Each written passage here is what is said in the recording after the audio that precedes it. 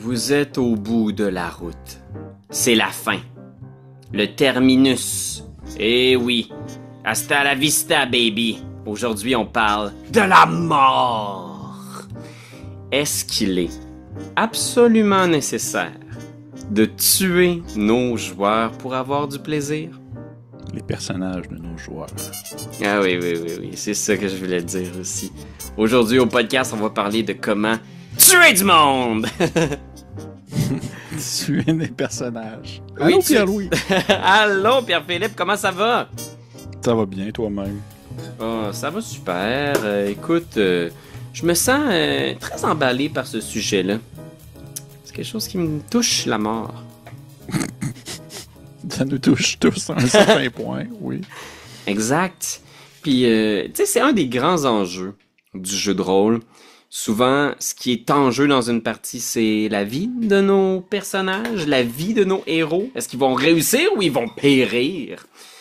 À un point même où on peut se demander, c'est-tu le seul enjeu possible? C'est-tu le seul fuel, la seule motivation pour aller avoir des enjeux, être excité par notre partie de jeu de rôle? On va en parler, bien sûr. Toi, Pépé, combien de personnes t'as tué? Combien de personnages que j'ai tués? Oui. Quelques-uns, je te dirais. Veux pas vu mon style de partie, mon type d'aventure que je fais. J'ai eu mon lot de personnages morts, mais je pense que je suis quand même... je pense que je laisse beaucoup de chance, pas nécessairement dans les dés, mais je laisse beaucoup de chance ou d'avertissement avant de lancer mes personnages dans des contextes qui pourraient les mener vers le trépas, je pense. Puis toi, Pierre-Louis, est-ce que t'es un tueur né? Est-ce que t'es un natural born killer, comme le film? Pas tant que ça, je dois le dire. Tu sais, même qu'au départ, c'était vraiment... J'avais vraiment une réticence. C'était un gros malaise pour moi de jouer puis de mettre mes personnages dans des situations où ils pourrait vraiment mourir. Fait qu'au tout début, là, je pense pendant des années, peut-être que j'avais comme 1 ou 2 joueurs qui étaient morts, mais qui avaient été ressuscités. Puis là, depuis un certain temps, je pense que je me suis détaché de beaucoup de choses. Puis dans certains des jeux que je joue, puis là, on a joué beaucoup à Dungeon Crawl Classics aussi récemment, fait que là, ça a comme ouvert une porte dans ma tête. Une fois que tu fais un meat grinder où tout le monde meurt, puis tout le monde rit, t'es comme, hey, c'est peut-être pas si grave que ça, mourir. Je fais peut-être un petit peu moins attention. Puis j'ai un peu plus confiance aussi au fait que mes joueurs ont des ressources, ils vont pouvoir s'en sortir. Puis que moi, j'ai des ressorts narratifs pour les empêcher de mourir. Fait que je te dirais, combien j'ai tué? Peut-être, là en plus on a fait un funnel de DCC. C'était pas si mortel. Ouais. Grosse, là. Peut-être j'ai tué genre 7 personnages en une soirée. Quand même. Il était 20. Quand même, il était 20 personnages. Mais c'est vrai ce que tu dis, par exemple, puis je peux vraiment uniquement être en accord avec ce que tu mentionnes, comme quoi DCC est un très bon exemple d'une mise en pratique qui nous désensibilise un peu à ça. Nous désensibilise au risque de perdre un personnage. J'ai l'impression. Ouais, puis tu te dis, ça peut être aussi cool. Ça peut être excitant, ouais. Ça peut être... mon moment mémorable de la soirée, ça peut être quand j'ai essayé de faire de quoi de cool, puis finalement, il y a une colonne qui m'est tombée dessus. Ah, man! Il y a un moment... Genre... Ouais, vas-y. C'était... Mon ami Marc-André jouait il y avait un fauconnier, un dresseur de faucons. Puis au début de l'aventure, il a envoyé son faucon comme pour explorer autour, puis il a roulé en 1 naturel, fait que j'ai dit ton faucon disparaît, puis tu le revois plus, il revient pas. Fait que là, il était comme déçu, mais à la fin de l'aventure, il sort dehors, puis là, j'ai ciblé au hasard un des personnages pour être écrasé par un rocher lancé par un géant, puis ça donnait que c'était lui. Fait que j'y ai dit, tu vois le faucon arriver dans le ciel, puis juste derrière, il y a comme une ombre qui se rapproche. Puis c'était tellement un beau moment, parce qu'il était comme... Alyosha, tu es là. Puis il a juste levé le bras dans les airs, puis il a juste la roche qui est tombé dessus avec son faucon. C'était le plus beau moment pour ce personnage-là, mais c'était sa fin, tu sais. Qu'est-ce que c'est bon. Mais oui, mais ça reste que justement, c'est son moment le plus, on va dire, emblématique. C'est comme ça qu'on va se rappeler de lui. C'est pas nécessairement les hauts faits qu'il a fait, c'est de la manière qu'il est mort. Puis moi, ça me fait juste penser à ma falabala qu'on a eue dans une partie qui est morte en tombant dans un escalier, là. Une échelle qui tombe en bas de l'échelle, puis elle a perdu un point de vue, puis elle est morte comme ça. Puis elle parlait pas. Elle était comme... Non. Non, c'est comme ça qu'on s'est rappelé d'elle. Puis je trouve ça amusant à ce moment-là, mais c'est un sujet quand même complexe, puis je pense qu'on va prendre le temps de décortiquer le tout ensemble, mon cher Pierre-Louis. Avec sensibilité. Mais parlant de sensibilité, il y a quelque chose qui peut nous ouvrir à la sensibilité, aux autres imaginaires, c'est de lire. C'est de partager nos découvertes lectures du moment dans le segment du podcast qui s'appelle C'est le voyage dans l'imaginaire. Non, je pensais que t'allais le dire en même temps que moi. Ah, là, je mettais le jingle. OK. OK. Oh, c'est dommage que vous voyez pas la face que Pépé faisait il y a encore quelques secondes. C'était tellement une drôle de face. C'est une de mes pires. C'est une de mes pires. Je la fais juste dans des moments où je suis pas enregistré, filmé. Fait que, et oui, on va vous partager nos découvertes. Qu'est-ce qu'on lit présentement? Que ce soit du jeu de rôle, de la littérature ou n'importe quel truc qui peut nous inspirer pour nos parties. Qu'est-ce qui t'allume ces temps-ci, Pépé? Ben, la dernière fois, je t'avais parlé de Fisherman.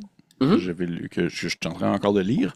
Mais je te dirais que dans mes prochaines lectures, parce que on en a parlé un petit peu, mais je pars bientôt en voyage, fait que je me suis comme un peu fait une pile de lecture pour le voyage. Et je me suis acheté en fait un roman d'un auteur que je n'avais jamais lu encore, mais que j'en ai entendu beaucoup parler en bien, qui a gagné quelques reprises des prix le prix Bram Stoker. Le prix Bram Stoker pour les meilleurs romans d'horreur fantasy. Il s'agit de Mon cœur est une tronçonneuse de Stephen Graham Jones. Tu connais ça? Non, ça me dit rien, mais j'adore le titre. Le titre est vraiment cool. Et cet auteur-là, que je connaissais de nom beaucoup, c'est un auteur américain. Je pense qu'il est membre de la tribu des Blackfoot, je crois. Ouais, Blackfoot, tribu on va dire de nord-amérindiens, là, ouais, Blackfoot, puis Blackfeet en anglais, et il est professeur à l'université au Colorado, puis lui, il a sorti beaucoup de romans thrillers, des romans d'horreur, des romans qui sont, même à la limite, des romans noirs, policiers, et c'est beaucoup dans l'Amérique rurale, c'est beaucoup comme dans des petits villages, perdus au beau milieu d'un État qui est très, soit très bourré de champs ou avec très peu de grandes villes et tout ça.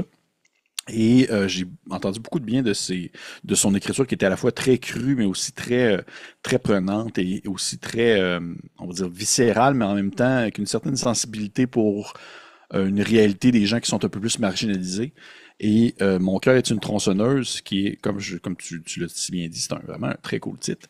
C'est un adolescent qui, dans une petite ville, qui est amateur de films d'horreur, qui est amateur de romans d'horreur et tout ça. Et il commence à avoir des meurtres, ou du moins il y a eu des meurtres dans sa ville et dans les environs, et il commence à reconnaître un peu les patterns classiques d'un film de tueur en série. OK.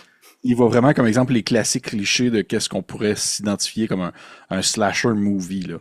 Et là, ainsi, on va suivre ainsi ils décrivent ça comme un cauchemar éveillé, où est-ce qu'il prend conscience de vouloir se lancer dans une enquête pour mettre la main, ou du moins mettre en lumière qui est derrière cette horreur-là, mais peut-être jusqu'au prix de sa vie, ça reste à voir. Et j'ai vraiment hâte de me jeter là-dedans. C'est vraiment, ils disent que c'est un beau talent pour une réalité sociologique et un pétendard portrait sur l'adolescence. Donc, j'ai hâte de voir. Et pour ce qui est du roman de jeu de rôle, en fait, la dernière fois qu'on a enregistré, je t'ai parlé de Vaults of Varn, de Leo Hunt. Et ça, c'est un auteur que j'apprécie beaucoup. Et là, je me suis comme offert un cadeau, un peu comme un genre de cadeau d'été. On va dire un cadeau d'été. On va dire ça, comme s'il y a des cadeaux par saison. Et je me suis payé une aventure qui se nomme The Shrike, qui est une aventure écrite par Leo Hunt, lui qui a fait du Vault of Varn, et qui est publiée chez Silverhorn, qui est une des maisons de publication américaines que j'aime le plus, qui est vraiment très indépendante, mais qui font du stock vraiment très très bon. Mais en fait, je sais pas à quel moment va sortir cette capsule-là qu'on fait ensemble, mais c'est sûr que ça va être annoncé d'ici là, mais la prochaine aventure qu'on fait chez Coup Critique, c'est une aventure qui a été publiée par Silverhorn. Oh! Dans le fond, c'est Secrets of the Black Crag. C'est une aventure qui est publiée justement par ce regroupement d'auteurs et d'autrices que je trouve vraiment de talent. Ils sont vraiment, en bon québécois, ils torchent des culs. On va dire ça comme ça. Et The Shrike, en fait, c'est une grosse aventure. C'est un gros point crawl de 170 pages avec plus de 40 localisations à explorer. Et en fait, comment ça se passe? En fait, c'est une aventure compatible à la base pour OSE, mais tu sais, on s'entend, tu peux tout faire avec ça rendu là. Et c'est que la description, ils disent, c'est l'aventure que tu joues quand tu fais un TPK. C'est un peu thématique avec notre questionnement d'aujourd'hui. C'est l'aventure que tu joues quand tu fais un TPK avec tes personnages. Parce qu'en fond, tes personnages se réveillent en enfer. Et c'est ça l'aventure. C'est The Shrike. The Shrike, dans le fond, c'est comme une espèce de rivage. C'est une petite île avec un gigantesque pic qui sort, en fait, de l'eau. Et au bout du pic, il y a un dieu sans nom qui est transpercé puis qui est mort. Puis dans le fond, c'est là-dessus que se déroule l'aventure. Oh! Et c'est complètement fly. C'est si poire que c'est dark. Mais c'est bon. Il y a des factions. Il y a des factions démoniaques en dessous de la terre de l'enfer avec qui est-ce que tu veux te mettre. Il y a des gens qui sont prisonniers en enfer mais qui sont vivants puis qui veulent trouver une porte de sortie. Il y a des espèces de règles et des conseils pour pouvoir gérer en fait la nourriture. Tu sais, il explique que dans cette aventure-là, tu peux juste trouver de la nourriture quand t'es sur le bord, en fait, du rivage, parce que tu peux pêcher des poissons qui sont un peu mutants, dégueulasses. Mais si tu t'enfonces dans les terres, il y a plus de bouffe. Il y a plus d'animaux à chasser, tout ça, puis il y a pas d'arbres à manger. Fait que t'as pas le choix de tomber dans le cannibalisme. Et là, il y a comme des règles pour gérer ça. Et le visuel, en fait, fait penser aux illustrations de Gustave Doré. Ah! Tu vas voir comme les illustrations de genre l'enfer de Dante, là. C'est genre ça, là. Et ça ressemble à ça, à fond. T'as une espèce de grosse image en noir et blanc de un bonhomme qui a l'air de se faire avaler par un gros serpent marin. Et c'est pour vrai, c'est de loin, je pense, un des produits les plus cool que je me suis procuré, puis je suis vraiment content d'avoir mis la main là-dessus puis d'avoir dépensé un certain montant parce que c'est pas quelque chose qui est on dirait disponible à tous les budgets là, malheureusement, mais sinon très disponible aussi en PDF si jamais les gens sont intéressés. Mais ça, je vais passer au travers puis je vais voir après si je me dis ça pourrait-tu faire une bonne campagne sur la chaîne. Ça reste à voir, je sais pas encore, mais ça serait cool. Ça serait cool. C'est beau, là. C'est beau, pis c'est bon, puis il y a des tables aléatoires, des endroits explorés, des manières de sortir de l'enfer, des factions à rencontrer. Il y a tout ce que j'aime dans un contexte un peu hors de ce qu'on s'attend du médiéval classique fantastique. Ah, puis j'ai un concept pour toi. Il faut que tu demandes aux joueurs, quand tu vas jouer cette aventure-là, tu demandes aux joueurs d'apporter leur personnage mort préféré. T'sais, on a tout un personnage qui est mort dans une campagne qui n'a pas pu se rendre au bout de son histoire, puis là, tu fais ce personnage-là en enfer. C'est donc ben une bonne idée! Parce qu'en plus, ça peut vraiment fitter pour n'importe quoi. T'sais, au final, on s'en fout. Là. C'est pas... c'est juste le gars, il meurt, ou le personnage meurt, puis il se ramasse là, puis tu l'adaptes au système qu'on va utiliser. Oui, c'est ça. Peu importe dans quel système il jouait, mais ça peut être vampire, la mascarade, puis... Ah ouais, c'est ça. Au final, c'est pas grave. Mais c'est vraiment une fiche de bonne idée. Fait que c'est ça que l'autre produit que je lis ces temps-ci, puis c'est de loin un des trucs les plus flyés que j'ai lus, mais aussi des plus cool. Et je trouve que c'est très thématique avec le fait de qu'est-ce qu'on fait, est-ce qu'on tue des personnages, oui ou non, et si oui, qu'est-ce que ça peut impliquer. Puis toi, de ton côté, Pierre-Louis, qu'est-ce qui se passe? Qu'est-ce que tu lis? Ben, là, je termine présentement un livre qui s'appelle A Psalm for the Wild Built. Je pense que je regardais, j'essayais de voir s'il existait en français, puis je pense que oui. Ça s'appelle Un psaume pour les recyclés. OK. C'est un livre, je sais plus, je pense que ça avait gagné le Hugo en 2020 ou un prix de science-fiction. Puis c'est vraiment une espèce de proposition bizarre. C'est un tout petit livre, là, c'est pas très gros. c'est un univers fantastique qu'on nous présente à travers les yeux d'un personnage. Cette personne-là est moine de thé dans un univers après la transition. Fait que ce qu'on imagine, là, c'est qu'on est dans le futur, à un point où l'humanité a fait OK, là, ça va faire, on change nos façons de faire. Fait que t'apprends à découvrir le monde à travers son quotidien. Fait que, par exemple, tu sais, on vit dans le bois, les gens ont un ordinateur personnel dans leurs mains, mais c'est le seul objet de technologie qui fait partie de leur vie. Puis cet ordinateur-là, tu le reçois à 12 ans, puis il est bon pour toute ta vie. Tu sais, il a été construit pour durer. Puis, tu sais, cette personne-là, elle a une espèce de wagon bicycle, puis elle parcourt les villages, puis sa tâche comme moine, c'est de s'asseoir, puis d'écouter les gens. Fait que les gens viennent s'asseoir à sa table, puis ils font comme hey, là, ça va pas. Les deux jumeaux font pas leur nuit. Puis cette personne-là fait juste faire un thé. T'sais, c'est vraiment dans l'écoute, dans l'empathie. C'est ça sa tâche comme prêtre de cet univers-là. Puis c'est... Moi, dans ma tête, j'étais en train de me dire oh, ça ferait tellement un bon concept de cléric. C'est vraiment juste un psychologue d'un monde fantastique. On l'appelle pas comme ça, mais c'est juste... Si t'as un problème, viens-t'en. Parle-moi-en, je vais t'écouter. Puis la twist de cet univers-là, c'est qu'il y a des robots qui ont quitté le monde, puis c'est un peu ce qui a enclenché la grande transition écologique. Les robots, maintenant, ont fait on s'en va. Ça va être mieux de même. Puis tous les robots, d'un commun accord, sont tous devenus conscients pour une raison qui échappe aux personnages de ce monde-là, puis ils sont partis dans la nature. Puis l'histoire, c'est la rencontre du premier robot qui revient vers l'humanité pour voir comment ils sont devenus, qu'est-ce qui arrive, puis le moine de thé. Puis c'est vraiment un espèce de livre qui est comme à mi-chemin entre le roman fantastique, le poème, le roman d'anticipation. C'est super beau. J'ai vraiment, vraiment aimé ça. C'est un peu un livre aussi de conscience de soi, là. Un peu comme genre Le guerrier silencieux, là, tu sais, ou genre soupe de poulet et nouilles et patente et machin. C'est sûr qu'il y a un petit fond de questionnement philosophique, tu sais, parce que le robot, la première question qu'il pose, c'est de quoi vous avez besoin? Puis la personne est comme pardon? De quoi vous avez besoin? De quoi l'humanité a besoin? Puis okay. Mais c'est pas présenté de façon on va te guider point par point dans un... Il y a pas un point que le roman essaie de faire spécifiquement, c'est beaucoup plus dans la subtilité puis la poésie. Puis j'aime que ça soit amené à travers des dialogues, à travers des personnages, parce que ça donne un feeling un petit peu vécu à cette histoire-là, tu sais. Puis le monde est vraiment original, c'est très ho-punk. Pour ceux qui connaissent pas le genre, là, c'est un peu comme le contraire du post-apocalypse.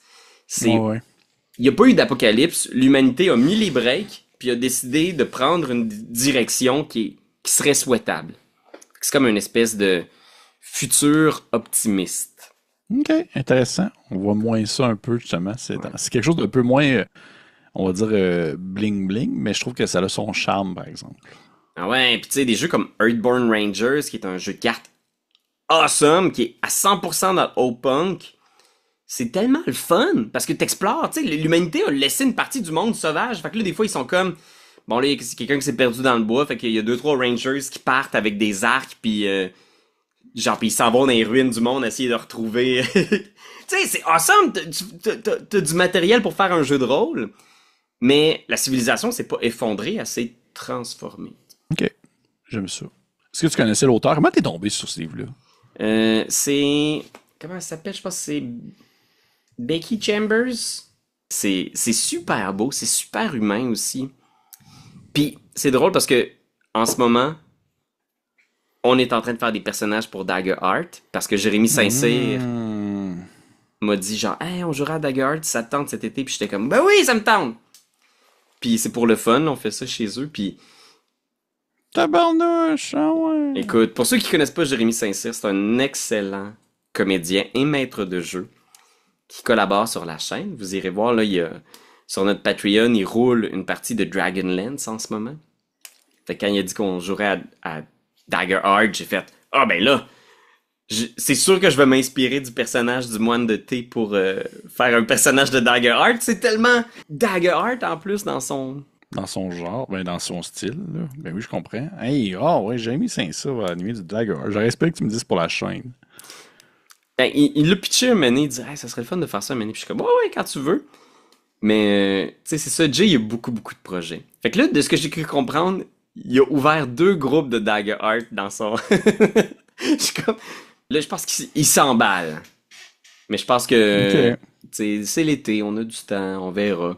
Si on joue une ou 2 fois, je vais être content. Oui. D'ici à ce qu'il y ait un nouveau premier rôle dans un projet sur scène. Mais excepté ce roman, Pierre-Louis, est-ce que tu as des lectures jeux de rôlistes? Ben, c'est sûr que là, je me suis un peu claqué Daggerheart au complet aussi parce que on a fait des petits playtests. Tu sais, moi, je joue beaucoup avec ma fille. Tu sais, elle essaye tous les jeux qu'on... À chaque fois que j'ai un nouveau jeu, je fais comme genre, hey, on joue à ça, ok? Puis j'ai lu beaucoup de donjons rétro aussi récemment. Parce que je faisais un top des meilleurs Oh shit, donjons. lesquels? T'es-tu sérieux? Oh shit, là, ça me parle par exemple. Là. Ouais. Là, tu comme Daggerheart, j'avais les yeux dans la graisse, là, puis là t'as parlé des vieux donjons rétro, puis je suis en train de sauter sur ma chaise. Ben, écoute, c'est drôle parce que je passais à travers l'œuvre de Janelle Jacquays. Fait que là, je voyais en Oui. arrière de ta tête Dark Tower de Goodman Games, là, l'adaptation DCC. Puis, je suis pas sûr, man, que je roulerais Dark Tower, mais il y a des idées là-dedans que j'étais comme, c'est insane! C'est Oui, les, c'est insane. c'est pour vrai, c'est les donjons les plus modernes que... Parce que, tu sais, les donjons rétro, en fait, c'est ça qui me fait chier. C'est que je lis ça, puis je suis comme, tout ça, c'est fade. Il me manque un petit quelque chose. Tu sais, il y a toujours une espèce de charme paisible de on s'investit pas trop dans la créativité, on laisse la place au maître de jeu beaucoup. Ou des fois, on est dans les lieux communs, mais Janelle Jacquet, c'est pratiquement jamais ça. C'est flyé, man. Mais est-ce que ta vidéo, c'est comme un top 10 de tes vieux donjons préférés? C'est pas nécessairement juste des vieux donjons, c'est mes 10 donjons préférés. Je peux-tu m'en nommer 2, 3? Je suis comme curieux. Ouais, c'est sûr. Ben, il y a Caverns of Thracia de Janelle Jacquet, Ok, ouais. Oh, qui oui, est, c'est très bon. qui est comme une série de cavernes puis de temples qui sont reliés par des gouffres et des crevasses. C'est super. On avait-tu fait ensemble Carniflex de DCC? Oui, on a fait Carniflex. Il est-tu dans ton top 10? Parce que ça, c'est un Christy de bon donjon, par exemple. Il va falloir Ok, dis-moi écouter. pas. Ok. Ça sort-tu bientôt, ça? Je sais pas. Il est fait que peut-être que ça va sortir. Peut-être que c'est déjà sorti même. Vous irez voir, je vais le mettre dans la Dans la description. description. J'aimerais ça. Mais là, on est là pour parler justement des gens qui meurent dans les donjons, c'est ça? Ben, effectivement, les donjons, c'est un des lieux où les gens meurent le plus souvent. Puis, écoute, on va parler de la mort, puis de notre expérience avec la mort des personnages joueurs. Dans la plupart des jeux de rôle, Donjon Dragon, Dungeon Crawl Classic, Shadow Dark, les personnages ont des points de vie, puis quand il n'y a plus de points de vie, c'est fini. On va essayer d'aborder un petit peu notre expérience personnelle. Comment est-ce que ça a progressé? Est-ce que c'est réellement nécessaire aussi? Parce qu'on a vécu un paquet de jeux de rôle où tu peux vivre des tensions, tu peux être excité, engagé, puis finalement, que personne ne passe proche de mourir. Peut-être que les enjeux sont ailleurs que dans la vie et la mort. Pépé, je sais qu'on en a parlé un petit peu, mais est-ce que tu as un souvenir ou un événement relié à la mort d'un de tes personnages ou un personnage d'un de tes joueurs qui t'a, comment dire, remué par rapport à la mort dans les jeux de rôle? En la perception, dans le sens que ça aurait pu un peu remettre en question ma perception sur la mort dans les jeux de rôle. Ouais, Si je comprends bien la question. On dirait que j'ai pas de réponse claire et définitive à ça. Par contre, je peux dire que de façon générale, mon expérience avec la mort dans le jeu de rôle pour les personnages, mes attentes varient beaucoup selon le jeu, je te dirais. On dirait que je m'adapte à ce que je suis prêt à vivre et à faire subir comme expérience selon le jeu que on joue. Ça sera pas la même chose. Tu sais, je vais pas m'attendre à la même chose si je fais une partie de Donjon Dragon à si je fais une partie de Morborg, par exemple. Ouais. Oh, ouais. Ouais. C'est sûr que tu te prépares mentalement. Oui. Oui, je me avoir prépare des mots. mentalement. Puis autant du point de vue du meneur que du point de vue du joueur, je ne vais pas non plus me préparer de la même façon si je suis joueur. Mais j'ai le même plaisir dans l'un que dans l'autre, alors que, et ça c'est un gros sujet, on dirait que c'est vraiment un gros point qui est quand même assez important dans mon quotidien, puis je sais que c'est pas nécessairement tout le monde qui est d'accord avec ça, puis que ça demeure très personnel, mais Hmm. j'ai beaucoup l'approche que le personnage principal dans l'histoire, c'est pas les personnages, c'est l'histoire en soi qu'on Hmm. vit ensemble. Fait qu'à ce moment-là, si un personnage meurt, mais que l'histoire continue, c'est pas grave. Mhm. Puis on dirait que je le vis comme ça comme joueur aussi. C'est l'histoire en groupe parce que ça fait partie, je trouve, de l'histoire. On dirait que c'est pas la même chose si c'est un TPK. On dirait que si c'est un TPK, vraiment un total party kill, où tout le monde meurt dans un combat, on dirait que j'ai un peu plus de difficulté avec ça Hmm. parce que ça me met comme un frein à l'histoire. Ça vient couper complètement l'aventure. Et on dirait que de mon point de vue, oui, il y a beaucoup de gens qui vont juste voir, bon, non, on se fait un autre groupe et on recommence. Mais on dirait qu'à ce Hmm. moment-là, j'ai un peu de difficulté à me dire on va revivre les mêmes choses, on va expérimenter les mêmes expériences. Mettons, c'est un donjon préfet, c'est une aventure préfète, là. J'ai un peu plus de difficulté avec ça. Puis j'ai pas le goût nécessairement de reprendre au point où il y a eu au point de cassure, mais avec un autre groupe en se disant ils vont juste continuer l'aventure. Mais on dirait que c'est Ouais. plus la même chose, c'est plus la même histoire. On n'a plus la même. On dirait que c'est là ma nuance que j'apporte personnellement. Ma relation, c'est que c'est pas grave. Parce que Ouais. l'aventure continue. Ouais, puis je suis assez d'accord avec toi que, tu sais, ça peut être anecdotique un peu la mort d'un personnage, ça peut arriver, mais que un TPK, là, tout le monde meurt. Quand j'étais jeune, je pense que j'avais un peu cette mentalité-là de non, non, non, tu sais, le jeu, c'est le jeu. Si tout le monde meurt, tout le monde meurt. Tu sais, c'est comme ça. Mais Mhm. d'expérience que j'ai vécue, c'est que dès que tu approches un peu du TPK, c'est que tu tues le fun de tout le monde aussi. C'est il y a plus vraiment personne qui a de fun à ce moment-là. Ça prend un groupe qui est incroyablement prêt à ça, là. Parce que c'est pas le contrat social que t'as avec un groupe standard de Donjon Dragon. De dire Ça- que ça pourrait finir en TPK. Là. Ouais, c'est ça. La plupart du temps, tu sais, on prend une session zéro ou pas, mais tu sais, on s'investit un peu, là. Tu sais, je veux dire, on prend du temps pour créer notre personnage, on se présente. On a fait comme Chris, 8 sessions là où je suis venu chez vous, on a fait des jokes, on a construit sur ces personnages-là, sur comment ils agissent entre eux. Puis là, d'un coup, l'élémentaire d'eau tue tout le monde. Pas le boss, là, juste genre, on était malchanceux, il a fait un critique sur notre guérisseur, puis là, genre, de fil en aiguille, on a essayé de le relever, mais c'était niaiseux, le paladin aurait pas dû faire ça, il aurait dû faire du dégât. Tu sais comment c'est un TPK, là, c'est... Je suis en train d'en vivre un en ce moment, là. On a fini une session avant que mon ami Mathieu parte en vacances, puis il y a 2 personnages sur 5 qui sont à terre. Jérémy Saint-Cyr, qui joue notre cléric, est en train de travailler sur le graphisme à Doyon, fait qu'on le voit pas. Jay, si t'entends ça, là, faut que tu viennes jouer, tout le monde est à terre. Puis, tu sais, ils sont en train de se battre solo contre un dragon, puis vraiment, ça s'en va vers le TPK. Puis tu le sens que le fun est en train de s'étioler. C'est comme si on jetait aux poubelles tout ce qu'on a construit. Puis la seule et unique chose auquel les joueurs se rattachent, c'est ils te font confiance comme maître de jeu. Que tu laisseras pas le fun mourir. Tu comprends ce que je veux dire? Moi, Oh, oui, je comprends. c'est ça que j'ai appris. Puis je pense que c'est pour ça qu'on a quitté cette session-là, là, où tout le monde est sur le bord de mourir, puis le dragon est au-dessus d'eux. Personne n'était fâché parce qu'il me faisait confiance que je ferais pas too bad, too sad, vous êtes mort. Ils savent que même si tout le monde perd connaissance, je vais m'assurer que ce qu'on a construit, je vais le préserver.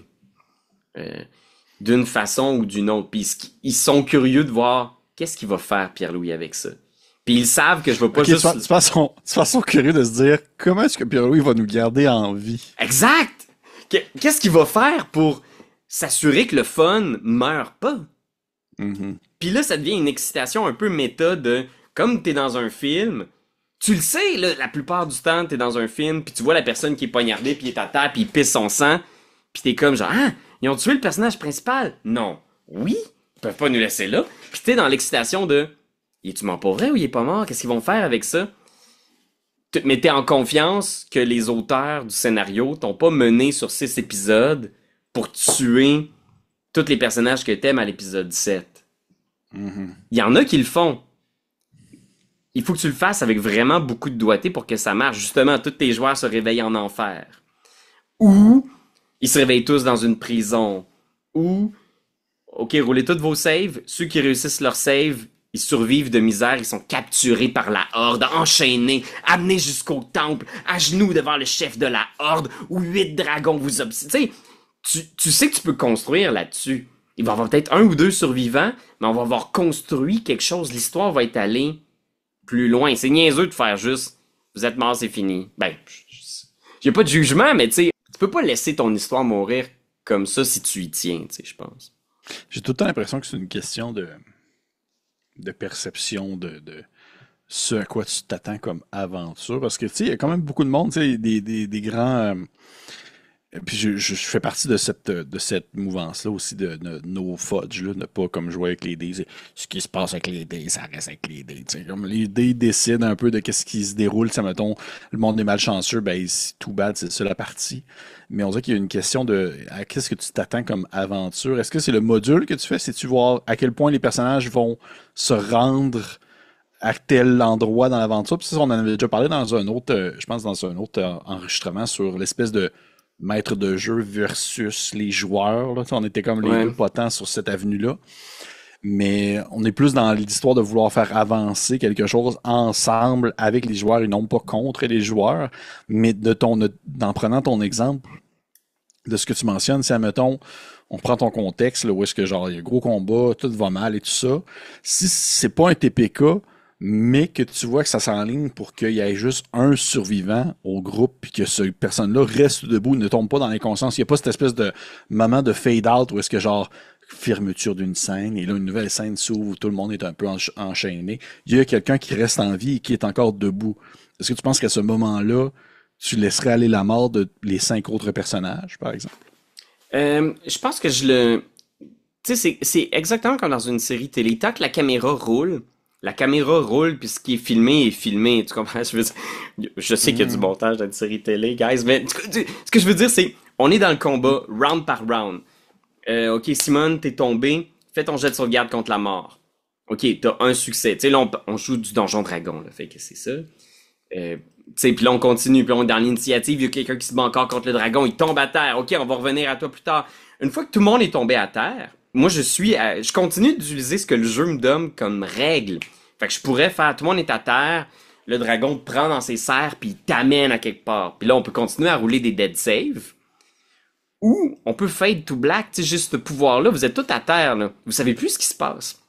Vous êtes plus au courant de... Tu sais, peut-être qu'ils vous guérissent, même. Tu sais, je triche pas, là, j'utilise les vrais fucking rules as written.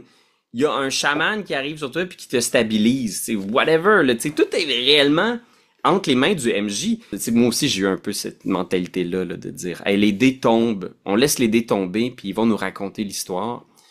Oui, fine, mais je pense que des fois aussi, c'est un peu c'est du flan un peu quand les gens sont comme, ils parlent comme ça vraiment tough puis rough, mais quand t'arrives dedans puis plus personne a de fun, c'est absurde de se dire on continue de même quand même, de se dire ah ouais t'as pas de fun, ben tant pis. c'est quasiment aussi absurde que de demander un roulet de dés pour ouvrir une porte là. Tu comprends, le jeu te donne ces pouvoirs-là de faire, c'est pas le jeu qui détermine quand est-ce qu'il faut rouler un dé, c'est le maître de jeu. Fait que si je juge qu'en ce moment on a assez roulé de dead save, tout le monde est à terre, puis que ceux qui ont failé déjà 3 fois, vous êtes morts. Toi, t'as roulé 3, là, on l'a vu, on cam, t'es dead. Mais les autres, pour l'instant... Ça veut dire que si on revient à ma question, ça veut dire que si une personne reste debout, mais les 5 autres tombent, la partie continue. Dans le fond, il n'y a pas de feu blanc, fait que le monde meurt. Là. Ben, je pense que ça pourrait être cool. Mais je pense qu'il faudrait... Statistiquement, ça serait très improbable. Tu sais, D&D, on va s'entendre, là. D&D t'a mis des beaux rails pour empêcher que ça arrive, là. Ouais. Faudrait que tu sois crissement malchanceux que sur 5 joueurs, il y en ait 4 qui ratent toutes leurs dead save. Tu sais, le jeu est vraiment en ta faveur. Fait qu'au moins la moitié va survivre à toutes les situations. T'es-tu le genre de malheur de jeu quand tes personnages sont inconscients à terre, t'as les ennemis qui viennent un peu les achever? Ou Ah non, j'ai pas l'esprit à ça. J'ai juste... Il y a trop d'affaires qui se passent, tu sais. Je vais être du genre à faire, par exemple, le roublard te prend par la gorge pendant que t'es inconscient, il met une lampe, il fait «Arrêtez tout, j'y ouvre la gorge!» Ouais, ok. Puis là, s'ils font «J'y lance une boule de feu», ben là, je vais le stabber. Oui, tu sais, là, ça va être entre leurs mains, là, c'est de leur faute. Puis est-ce que tes attentes justement changent selon le type de jeu que tu joues, toi en tant que joueur? Ouais, c'est sûr, 100%. Tu sais, c'est comme écrire un... Il y a une entente un peu non-verbale. Tu sais, quand on va jouer justement du Dungeon Crawl Classics, il y a comme une entente, on se fait un pitch, puis DCC, c'est rough, les personnages meurent. Fait que là, déjà, je suis dans un état psychologique où ça va être drôle quand je vais me faire écrabouiller, tu sais. Mais, Ça va être amusant, oui. mais même là, hey man, on jouait à Pathfinder première édition, puis je me souviens que Dan, son personnage venait de mourir, fait qu'il avait créé un nouveau personnage. Un ensorceleur niveau 12, je pense, tu sais. Fait qu'il avait pris la semaine à chercher les dons, les sorts, tu sais. C'est du stock Pathfinder première édition, puis dans le premier combat, il essaye de faire un sort, ça rate. L'ennemi réussit son jet de sauvegarde. Il se battait contre des gros cerveaux de l'espace. Il se fait désintégrer. Genre, dans le premier combat, il est là depuis 20 minutes. Il se fait désintégrer. J'ai vu dans sa face qu'il était comme un peu... Tu sais, il sentait que j'avais un peu... On avait écouté les dés. Mais il y avait une entente que s'il prenait une semaine faire un personnage, il mourrait pas dans la première game. Il était un Ouais, petit je peu comprends. déçu. Tu vois, on a ri beaucoup, par exemple. On n'a jamais ri autant. C'était l'affaire la plus drôle qui est arrivée de cette campagne-là. Parce qu'il était tellement... Quand il Mais s'est fait désintégrer. Il arrive, ils sont tous en apesanteur, puis il fait juste flotter, puis il y avait une petite voix en plus, il était juste comme Yeah! Ok, je lance un sort! Ça rate. Il te désintègre. Oh, oh non! Ça aurait pas été aussi Fait que, drôle ok, s'il avait pas mis autant de temps dans son personnage, tu sais. Ouais, c'est ça l'affaire. Moi aussi, là, c'est comme un couteau à double tranchant, parce qu'en même temps, tu te dis, faut que ça reste amusant, tu sais, faut pas que, mais en même temps, il y a comme le plaisir de se dire que c'est drôle, le gars a pris vraiment beaucoup de temps à faire son personnage, puis il est mort. Ensuite, je pense que ça aurait été moins drôle et tout aussi plate pour lui. Tu sais, ça aurait été même plus plate pour lui, je pense, que s'il aurait toffé, tu sais, une game ou deux games de plus, et là, il serait mort. Je sais pas si tu comprends ce que je veux dire. Il y a comme quelque chose un Ouais. peu de cocasse du fait qu'il est mort vraiment au début. Oui! Contrairement à s'il était mort comme deux games plus loin, il aurait pas vraiment eu le temps tant que ça non plus de jouer son personnage, mais il aurait pas eu non plus l'aspect un peu amusant que il a joué un personnage juste le temps d'une partie qui a pris vraiment le temps pour le monter, là. Puis le pire, c'est qu'on l'a rencontré, on l'a à peine connu, il est arrivé pendant 20 minutes, on l'a appris à le connaître, puis il est mort, tu sais. Il y a ce côté-là qui est... Ah, mais il y a ça aussi, puis tu pourras me dire ce que t'en penses. Ce qui est dommage dans les jeux à la Donjon Dragon, c'est que c'est vraiment binaire. Tu meurs, tu meurs. Il y a plus rien, tu sais, c'est... Il y a quelque chose d'un peu... C'est comme passer son tour, surtout si tu meurs en début de session. C'est comme si t'as juste plus accès à interagir avec le monde. Oui, effectivement. Effectivement. Puis j'ai l'impression que c'est comme ça reste dans le concept. Tu sais, c'est comme une espèce de règle non écrite qui a comme été popularisée dans le jeu de rôle en général, là. Si ton personnage meurt, ben c'est ça. Puis il y a pas de suite à ça avec ce personnage-là. Mais de plus en plus, il y a des jeux qui apportent des mécaniques qui sont quand même bien intéressantes et très thématiques aussi au style de jeu ou l'ambiance du jeu, qui veulent faire en sorte qu'il y ait une suite à la mort du personnage. Je pense par exemple à Ronin Saga d'Alexandre Kobayashi qui est sorti l'année passée, que si ton personnage meurt, ça se déroule comme une espèce d'univers de fiction un peu ambiance les îles japonaises et tout ça. Et à l'âge Sengoku. Et si ton personnage meurt, eh bien, tu t'es comme un esprit le reste de la partie. T'es quand même un esprit qui suit les personnages joueurs. T'es comme le fantôme du personnage qui tente en quelque sorte de se prouver au-delà de la mort afin d'avoir en quelque sorte une fin un peu plus glorieuse que qu'est-ce qu'il a eu au début de la partie, par exemple. Puis ça, je trouvais, c'était comme thématique avec le jeu. Puis je trouve ça quand même intéressant. Puis étrangement parlant, dans un autre jeu qui a un peu la même thématique, qui s'appelle juste Ronin, qui est sur Morborg. Ouais. Si ton personnage meurt, tu te ramasses en enfer. Puis c'est une scène qui doit se jouer tout de suite, là, à la fin du combat. Et tu as un duel à faire contre un gardien des enfers. OK. Qui fait en sorte que si tu gagnes, tu peux revenir à la vie. Comme si tu réussissais à comme déjouer la mort dans la mort. Ouais, Ah, c'est c'est ça. donc bien cool. Ouais, pis ça, j'étais comme, oh shit, c'est hot. Puis vois-tu, ça, c'est une manière d'un peu de venir twister avec la règle très mortelle de Morborg. Le jeu reste excessivement mortel, mais ton personnage fait en sorte que si tu meurs, t'as tellement la volonté de vouloir vivre que tu peux crisser une volée à un bonhomme en enfer pour revenir sur Terre. Et Ouais. ça, je trouve ça intéressant. Ouais, j'avoue qu'il y a cette idée-là aussi de, on se dit que c'est le pire scénario, mais il y a certains jeux, comme Raid the Oblivion, qui Mhm. est un jeu du monde des ténèbres où tu joues un fantôme. Fait que t'es déjà mort, tu sais.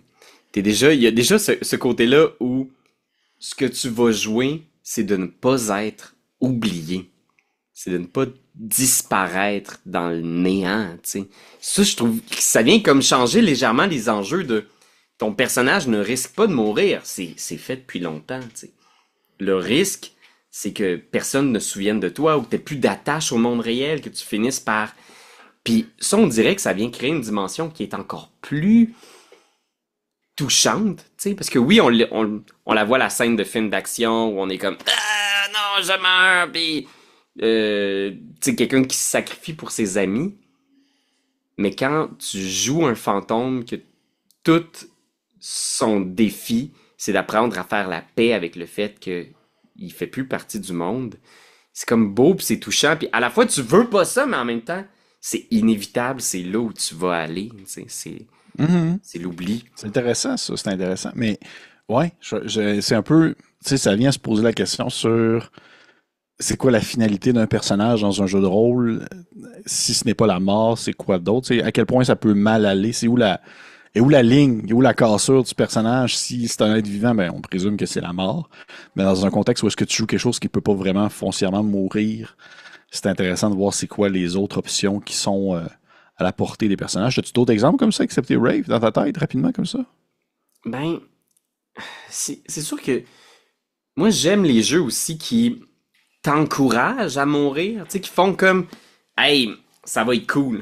Tu sais, genre C'est le fun, la mort. Ouais. qui te donnent des outils pour faire ça, ça peut, si tu le souhaites, être un point d'orgue de l'histoire de ton personnage et on va te donner un certain contrôle comme joueur là-dessus.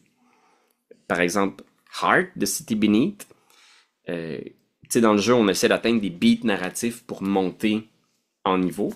Et il y a certaines Mhm. cicatrices que tu gagnes qui vont te faire progresser en bizarrerie. Fait que ça va t'ouvrir comme des nouveaux des nouveaux pouvoirs, mais qui vont graduellement t'amener vers une finalité, tu sais.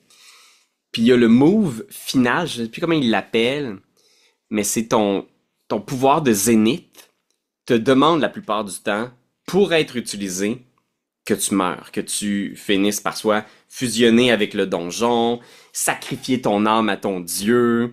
Tu sais, il est toujours comme c'est l'apothéose de la carrière de ton aventurier qui est un peu maudit. Puis c'est un pouvoir qui va marquer la campagne, c'est sûr, parce que c'est comme si je te disais, hey, ok, tu peux faire un sort niveau 9, mais si tu le fais, tu meurs. Tu sais, tu y penserais en maudit en faisant comme, Mhm. oh Christ, je pourrais vraiment faire un effet insane qui changerait le champ de bataille au sacrifice de ma vie. Ouais. Ouais, c'est intéressant ça. Puis vois-tu, on dirait que là, ça me donnerait le goût de l'essayer quand même. Parce que je suis ce genre de joueur-là. J'aime beaucoup le fail forward. J'aime ça comme me dire je vais faire de quoi, puis ça pourrait m'amener à ma mort, mais en contrepartie, il y a quand même quelque chose. J'aime ça, ce bargain-là. Tu dis où est-ce que tu peux proposer la mort comme étant une solution à un problème, mais t'es pas obligé de le prendre. En tant que joueur, t'es pas obligé de nécessairement sauter sur prendre la carotte là, qu'on te propose, mais l'option est là. Et il y a quand même un résultat positif, ou du moins une attente positive Hmm. à cette action-là. Mais ça me vient me poser à me faire poser une question. Est-ce que tu as un problème avec, disons, les morts qui sont en général. Parce que souvent, tu sais, il y a des jeux comme ça qui vont se dire, ah, tu sais, encouragez pas nécessairement la mort tant que c'est pas quelque chose d'un peu plus. Tu sais, le personnage peut décider de mourir si c'est très épique ou tout ça, Ouais, mais ouais. est-ce que tu as un problème justement avec le concept des jeux où est-ce que tu peux juste, ton personnage peut juste mourir de façon excessivement banale, là? sais, on s'entend un jeu qui est très dans la simulation, là, tu sais, tu peux attraper une maladie, puis tomber, puis mourir, ou même justement décesser avec mon elfe qui a déboulé un escalier puis qui est mort, là. On s'entend, c'est pas du tout quelque chose d'héroïque, là. C'est pas hot, là. Je suis probablement mort dans ma merde, là, à terre en bas de l'escalier, là. Hmm. Ben, c'est sûr que, encore une fois, c'est comme l'entente avec les joueurs. Quand on le clarifie d'entrée de jeu, soit par le choix du jeu, ou par une petite discussion de genre, hey, on va jouer à Donjon Dragon, mais je vais rendre ça très mortel. Ça va être très réaliste, ça va être très greedy, dark fantasy. On dirait que ça me dérange pas à ce moment-là. Ça vient comme renforcer l'histoire qu'on raconte. Ça donne comme l'aspect réaliste. C'est comme Ned Stark qui meurt dans saison 1 de Game of Thrones. Là. Il y a comme l'idée de oh, ok, il y a des enjeux réels. Puis tu peux mourir dans une situation qui est peut-être un peu banale. Tu pensais que c'était pas un piège, mais ce l'était, tu sais. Moi, j'aime ça. T'sais, si on est à ma première session de jeu de l'appel de Cthulhu, que je viens de faire un gros personnage très complexe, puis que je meurs dans la première heure, c'est sûr que je vais avoir un pincement, tu comprends? Je vais être comme, ah, oui, je sais que c'est réaliste, je me suis fait écraser par une carriole, là, mais on dirait que, tu sais, il y a comme cette espèce de... Puis c'est subtil, puis comme maître de jeu, c'est important de... Tu sais, oui, on ne contrôle pas nécessairement les dés, mais on contrôle les situations. Moi, il veut pas on contrôle les situations, effectivement. Fait que si tu mets une situation mortelle dans ta première session de jeu, puis que t'as pas mis de garde-fou, ben forcément tu risques de t'exposer à des déceptions. Il y a comme un petit peu ça, là. Faut vraiment gager ça parce que c'est pas aussi cool qu'on le pense d'être le bad boy qui tue le monde pour le fun. That's it. Ça l'est pas tant que ça! Est-ce que tu es du genre à avertir tes joueurs? Parce que moi, je suis du genre quand même... justement parce que j'ai quand même la tangente de dire ça me dérange pas tant de tuer mes personnages. Ça peut arriver, puis je trouve que ça peut faire du très bon jeu. J'aime pas tant, justement, dans un contexte où est-ce que c'est parti pour une grosse campagne super longue. Si un personnage meurt parce que, genre, il s'est étouffé dans son vomi, je trouve ça un peu plate. Mais on dirait que je ne vais pas nécessairement orienter la partie pour que ça aille vers là. Si le personnage meurt de façon héroïque ou du moins de façon très cool, ça ne me dérange absolument pas. C'est presque arrivé dans une partie justement récemment, je ne veux pas trop en parler. Mais est-ce que tu es du genre à faire, parce que je suis du genre quand même à l'annoncer, de dire au personnage, OK gang, vous voulez faire ça? Vous pouvez. Mais attention là, c'est risqué ce que vous allez faire. Je préfère vous le dire. Vous êtes maintenant, en quelque sorte, averti. C'est mortel ce que vous allez faire. Ouais, mais c'est dessus, je pense que ça, c'est un excellent conseil. Tu sais, quand on parle de télégraphier le danger, c'est... Puis tu peux le faire verbalement comme ça, en disant comme, hey, Oui. ce soir, guys, ça va être tough. Oui, puis parce qu'aussi, il y a une certaine limite de ce que les personnages peuvent percevoir, puis comment est-ce que toi, tu peux le décrire de façon, tu sais, verbalement, comment est-ce que tu peux décrire la scène, comment est-ce que tu peux décrire la situation. Je pense qu'il y a une certaine limite de comment est-ce que toi, tu perçois par rapport à comment est-ce que les personnages, je veux dire, les joueurs le perçoivent également de leur côté. Fait que j'ai aucun scrupule, dans mon sens, d'un certain point, casser un peu le quatrième mur et dire, OK, gang, je veux vous dire, ça va être dangereux, là. C'est risqué ce que vous faites. Je veux juste que tout le monde soit bien au clair, sur le même pied d'égalité. Parce que je pense qu'une des plus grandes déceptions, c'est quand ça arrive, des personnages meurent dans une situation qu'elle précise, et les joueurs ou joueuses autour de la table sont un peu comme, ben là, on ne s'attendait pas à ce que ça devienne comme ça. On savait pas que ça allait comme être aussi risqué. Ouais, Je préfère que ça soit clair. Ça l'est, c'est difficile, puis c'est sûr que c'est décevant d'avoir un personnage qui meurt, peu importe la situation, tu sais.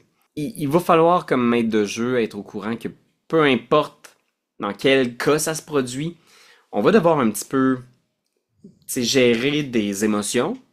Toi, comment est-ce que tu vis ça? C'est-tu déjà arrivé des moments où est-ce que c'était raide avec des joueurs, des personnages qui s'attendaient pas à ça, peut-être, qui étaient un peu... Oui. Oui, c'est déjà arrivé. C'est déjà arrivé dans une partie du Trône de Fer, justement. Si on s'entend que c'est très orienté là-dessus. C'est très orienté. On veut reproduire un peu l'effet des livres et de la série. Fait que des fois, il y a des personnages qui peuvent mourir de façon soudaine et que c'est inattendu et ça peut être dire un risque. C'est déjà arrivé. Je joue des joueurs qui étaient un peu un peu fâché de la situation. Puis je pense qu'à cette époque-là, j'étais peut-être aussi moins outillé en tant que maître de jeu. Puis je pense qu'aujourd'hui, j'aurais fait de façon peut-être un peu différente. Puis je pense que les critiques étaient absolument valables et valides. Mm. Je l'ai déjà vécu, puis je pense que rendu là, tu sais, c'est une discussion à avoir aussi avec les personnages. Mais mais on va dire, je pense que c'est quasi impossible que euh, on va dire que je fasse un backtrack sur la situation. Je pense pas que c'est jamais arrivé, puis je pense pas que je vais jamais le faire non plus. En mon sens, ça n'aurait aucun sens de me dire, OK, gang, on va faire comme si c'était pas arrivé, puis on va recommencer. On va peser sur le piton comme reset de la scène, puis on va recommencer ça. On dirait qu'à ce moment-là, je casse quelque chose, je brise quelque chose dans l'histoire qui est trop importante.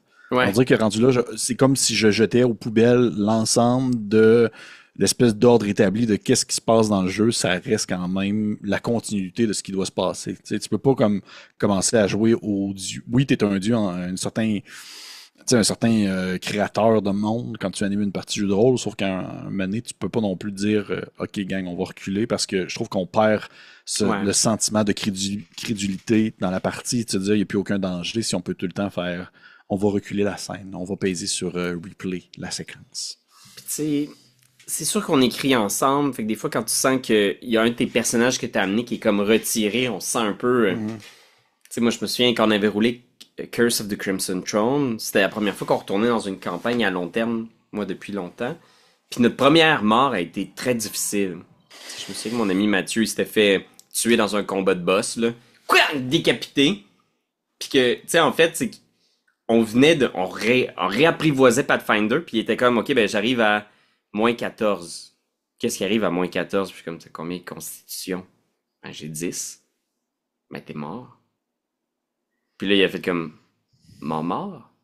Puis là, tu sais, il y a eu un moment autour de la table où est-ce que tout le monde était comme, les implications de ça. Puis là, je pense que j'avais été manqué un peu de sensibilité à ce moment-là, puis j'ai fait qu'elle fait juste arriver, puis schlac! Elle coupe la tête de Ron! J'avais peut-être un peu mal lu la table. Non, rajouter comme ça, mais ce qui est cool après ça, par exemple, c'est que il était rendu niveau 7, fait qu'il y avait un accès à la résurrection, puis il y avait des alliés dans la ville. Puis tu sais, pendant des années, moi j'étais un peu mal à l'aise avec la résurrection, j'étais comme ça brise les enjeux, mais pas vraiment, parce que si, pour Mathieu, le fait que son personnage, Ron, poursuive son aventure, qui était pas finie, tu sais, il y avait plein d'histoires, puis il était engagé dans le game, fait qu'il était comme, ouais, j'aimerais ça que vous le rameniez à la vie. Ben, le jeu nous donnait des règles pour permettre aux joueurs de poursuivre sa vie, sa quête. Puis il y a plein d'autres joueurs qui ont fait le choix, quand leur personnage, quand Lina s'est fait désintégrer, par exemple, tu sais, il aurait pu trouver une façon de faire un sort pour le restituer son corps ou... Mais non, il a fait le choix de, je vais faire un autre personnage, parce que c'est trop beau, c'est trop parfait que ce soit mort la première game, tu sais. Fait que ça, moi j'aime les sorts de résurrection parce que ça laisse le choix au joueur ou à la joueuse, est-ce que tu veux continuer ou pas l'histoire, tu sais. Mm-hmm. Dans le contexte où le jeu le permet, tu sais, il existe cette science-là, cette magie-là qui peut le faire.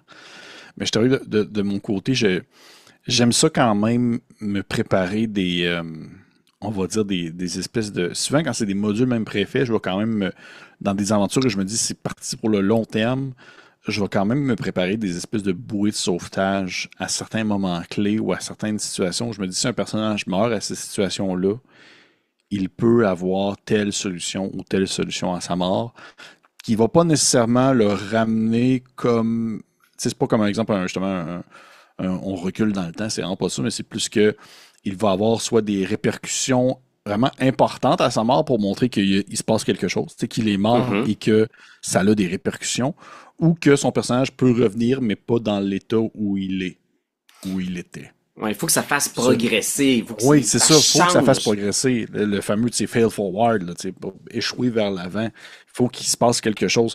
On dirait que c'est vraiment surtout dans des jeux comme des jeux one-shot ou des jeux à courte partie comme justement DCC ou Morba que j'ai aucun scrupule, puis même que je trouve que ça fait partie du plaisir de se dire mon personnage est mort parce que genre il s'est fait chier dans la face par un oiseau puis il est décédé là. Ouais.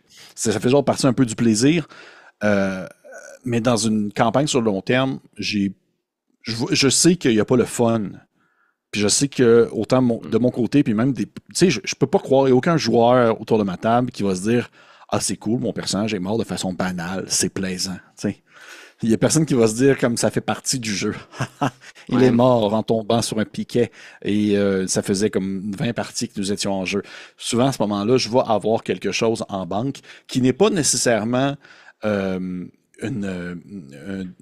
ex machina. C'est pas nécessairement une façon où est-ce que je veux dire le personnage va survivre miraculeusement de son trépas, mais c'est souvent je vais avoir une liste, par exemple, de cicatrices ou une liste de blessures très importantes qui vont avoir des contre-coups sur le long terme. Et des fois, à ce moment-là, les contre-coups, les répercussions sont tellement intenses que le personnage peut, je veux dire, le joueur peut se dire dans sa tête, ben, sais-tu, je préfère que mon personnage meure au final.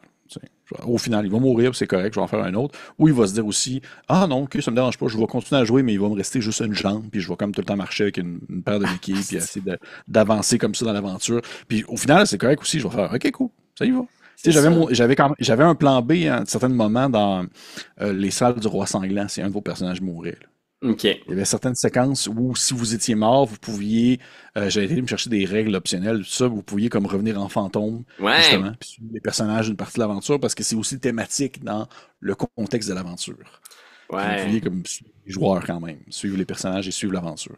Tu sais, ça, hey, ouvrez ça, les amis, vous en avez tellement des possibilités dans un monde fantastique, là, du genre... Oui, c'est ça, au final. Ça peut être le clone d'un joueur, ça peut être un jumeau oublié d'un joueur, il peut revenir en zombie, ou il peut transférer son esprit dans un autre corps. Fait qu'il y a comme une machine magique qui gobe l'âme, puis qui peut le téléporter dans un autre corps. Fait que là, soudainement, genre, il est comme vous le retrouvez plus loin, mais il est dans un corps de hobgoblin. Ça crée du jeu, là.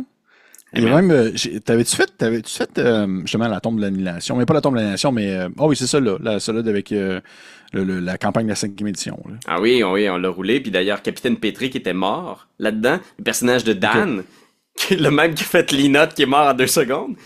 Mais Petri, c'était triste parce que c'était un des personnages importants de l'aventure, mais c'était un personnage qui avait été visité chaque nuit par une sorcière, une guenaude qui lui avait volé un cheveu puis qui avait fait un clone de... Ben c'est ça.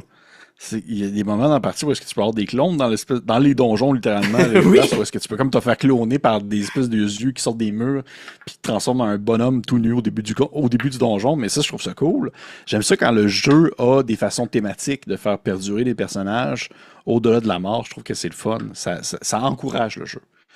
Fait que j'ai aucun problème avec la mort en soi, mais j'aime ça quand même quand il y a comme un petit kick plaisant qui vient avec le fait de mourir en partie. Voilà. Fait que vous l'avez entendu ici, la mort, c'est le fun. C'est cool. La mort, c'est cool. Père Philippe Renaud. Ben écoute, moi je te souhaite une longue vie, Pépé, et une longue vie à toutes tes campagnes et à tous tes personnages joueurs. Merci. Merci toi aussi, Pierre-Louis, toi aussi. On a-tu déjà une campagne ensemble où tu m'as tué?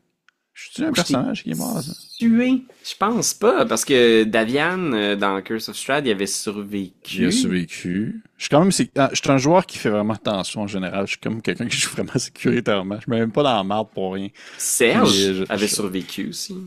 Serge avait survécu aussi. Non, je pense pas. Non, j'ai fait quand même attention. J'ai fait, je me demandais, puis moi non plus, je pense qu'il y a aucun de tes personnages. Ben, c'est sûr que DCC, on a dû comme en perdre 2-3 en cours de route, là. Falbalabala, justement. Falbalabala, entre autres. Mais vois-tu, ça fait partie, je trouve, du contrat non écrit de DCC dans son style de jeu.